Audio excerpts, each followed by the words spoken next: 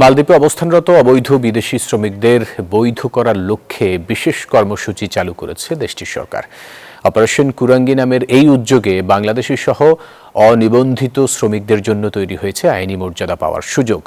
মালদ্বীপে প্রবাসী বাংলাদেশির এই সুযোগ কাজে লাগানোর আহ্বান জানিয়েছে হাইকমিশন। মালদ্বীপ থেকে ইমরান তালুকদারের তথ্যছবিতে ডেস্ক রিপোর্ট।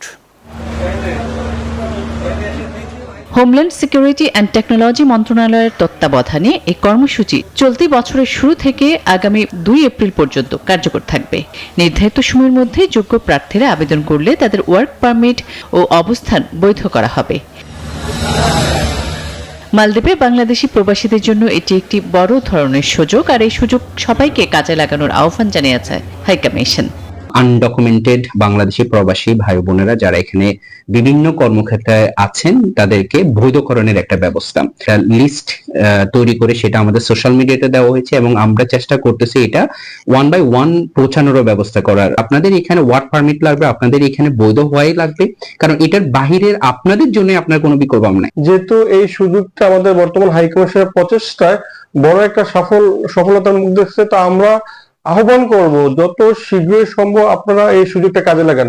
নির্ধারিত সময়ের মধ্যে আবেদন না করলে অবৈধ প্রবাসীদের বিরুদ্ধে আইনানুগ ব্যবস্থা নেওয়া হবে, প্রয়োজনে তাদের বহিষ্কার করা হবে বলেও সতর্ক করা হয়। বাংলাদেশ হাই কমিশনার আসেন, হোলোমেলা আসেন, এদের সাথে যোগাযোগ করেন।